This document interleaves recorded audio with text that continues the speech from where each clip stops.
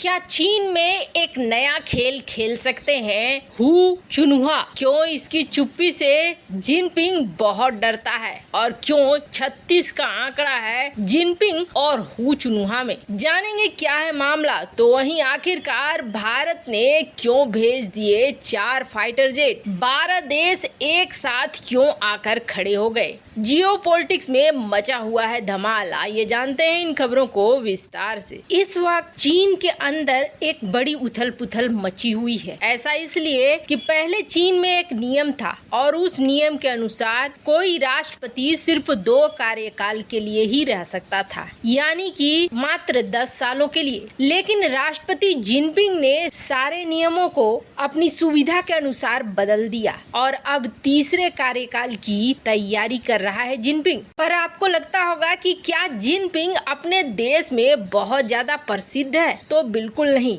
Jinping इस वक्त बहुत ज्यादा डरा हुआ है और इस डर के पीछे कहीं न कहीं हू चुनहुआ है। हू चुनहुआ को देखते ही जिनपिंग का डर बहुत ज्यादा बढ़ जाता है। ये वो शख्स है जो बेहद कम बोलता है। बेहद कम बोलने की वजह से इसके मन की बात नहीं निकलकर सामने आती है और कहा जाता है कि चुनहुआ अपनी चुप्पी में कई राज समेट कर रखे हुए होता है। 16 साल की उम्र में उसने सीसीपी ज्वाइन किया और सीसीपी ज्वाइन करते ही उसे तिब्बत का कैडर मिला। अब जरा समझिए कि तिब्बत में अर्थव्यवस्था को विकसित करना, आजादी के आंदोलन को रोकना और अधिक से अधिक हान चीनी लोगों को बसाने में इसने बहुत बड़ी भूमिका निभाई। इसने बहुत ही रणनीतिक तरीके से तिब्बत में ऑर्गेनाइज किया सारी चीजों को। हू न तो अपने कामकाज और न अपने निजी जीवन के बारे में चर्चा करता है। एक बार हू चुनहुआ को पत्रकारों ने घेर लिया,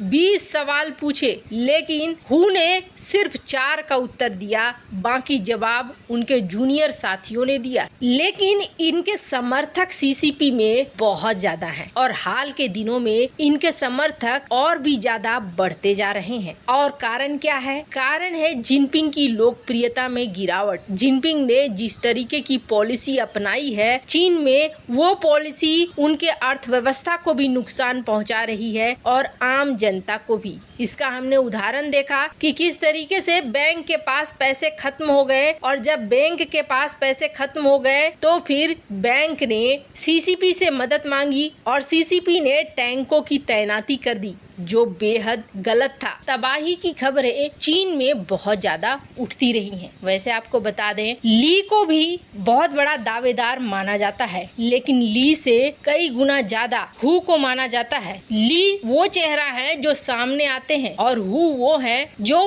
पीछे रहते हैं। वैसे माना गया था कि राष्ट्रपति शी जिनपिंग इस साल अगर नहीं चुने जाते हैं तो हू ही बनेंगे उनके उत्तराधिकारी। लेकिन अब जिनपिंग और हू चुनहुआ के बीच संबंध अच्छे नहीं हैं और दोनों के बीच एक खींचतान देखने को मिल रही है। हू चुनहुआ चीन के पूर्व राष्ट्रपति हू चिंताओ के खास माने जाते हैं। वैसे कहा जाता है कि इनकी चुप्पी में कई बड़े बड़े राज छिपे होते हैं जो बड़े बड़ों को मात दे देते हैं। जिनपिंग और हू चुनहुआ के बीच 36 का आंकड़ा है। अब हाल ही में एक गुप्त मीटिंग हुई है और इस मीटिंग में कथित तौर पर प्रीमियर ली केकियांग मिले और हू चुनहुआ मिले, लेकिन यहाँ पर जिनपिंग की मुलाकात नहीं हुई। अब ऐसे में यहाँ पर एक संशय उठ गया है कि क्या जिनपिंग को मात देंगे हू चुनहुआ और राष्ट्रपति चुनाव में क्या इसका असर देखने को मिलेगा, क्योंकि खींचतान अंदर बहुत कुछ चल रहा है। वैसे अगर राष्ट्रपति नहीं भी बन पाए तो चीन के अगले प्रधानमंत्री जरूर बनेंगे जिनपिंग विरोधी हू चुनहुआ। अब आप इससे समझ सकते हैं कि पूर्व राष्ट्रपति थे हू चिंताओ और इन्हें कहा जाता है लिटिल हू, यानी हू का छोटा रूप। जहां एक तरफ चीन को लेकर इस तरह की खबरें आ रही हैं, तो वहीं दूसरी तरफ पूरी दुनिया लामबंद हो रही है, एकजुट हो रही है और ये एकजुट किसी और के खिलाफ नहीं बल्कि चीन के खिलाफ हो रही है। खास तौर पर क्वाड देश ज्यादा एकजुट हो रहे हैं और क्वाड देशों का एक मुख्य उद्देश्य है चीन के खिलाफ खड़ा होना। अभी आपने हाल में देखा होगा डॉक्टर एस जयशंकर का बयान, जिस बयान में उन्होंने कहा कि क्वाड बेहद महत्वपूर्ण है। ऐसा कहने की वजह थी कि नाटो के अपने उद्देश्य है, नाटो रूस के खिलाफ है, लेकिन असल संकट है चीन, जिस संकट को अमेरिका अब से पहले तक इग्नोर करता रहा है। अब भले अमेरिका को भी डर लगने लगा है, लेकिन इससे पहले तक चीन को रोकने के लिए कोई काम नहीं किया अमेरिका ने, बल्कि उसे बढ़ावा देने के लिए लगातार चीन में निवेश पर निवेश करता चला गया। पर अभी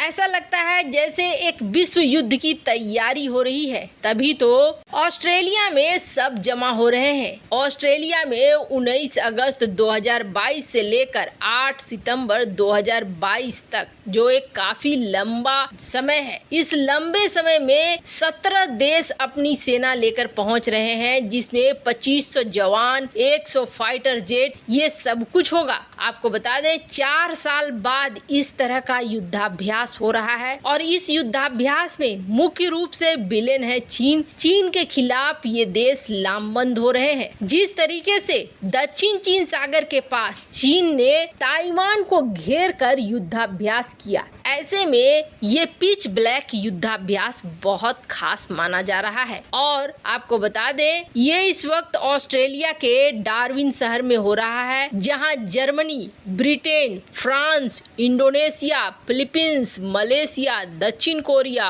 ऑस्ट्रेलिया, भारत, अमेरिका और जापान की वायुसेना हिस्सा ले रही है। अब इसी पिच ब्लैक युद्धाभ्यास के लिए भारत ने अपने 4 सुखोई लड़ाकू विमानों को भेजा है, 2 C-17 ग्लोब मास्टर 3 को भेजा है। ये सारे यहाँ पर उतर चुके हैं। अब सबसे बड़ी बात ये है कि इस युद्धाभ्यास में भारतीय सुखोई 30 MKI को देखा गया फ्रांस के मिड एयर टैंकर से रिफ्यूलिंग करते हुए। जिस तरीके से फ्रांस और भारत के बीच एकता देखने को मिल रही है, ये एकता आगे के लिए बहुत महत्वपूर्ण होने वाली है। ये जो तस्वीरें देख रहे हैं आप, ये तस्वीरें वहीं से निकलकर सामने आ रही हैं और इन तस्वीरों में दिख रहा है कोरियन, ऑस्ट्रेलियन, भारतीय और फ्रांस के युद्धपोत। अब जिस तरीके से ताइवान को घेर कर कोशिश किया है चीन ने अपने शक्ति प्रदर्शन को दिखाने के लिए, उसे देखकर दुनिया के देश अब तैयारियों में जुट गए हैं कि अगर चीन का एक्शन होता है